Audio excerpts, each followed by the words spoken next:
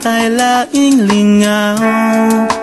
Kandila luyo sa habol katawang binairan ug pisong kinawat sa gubaong pitakang lola.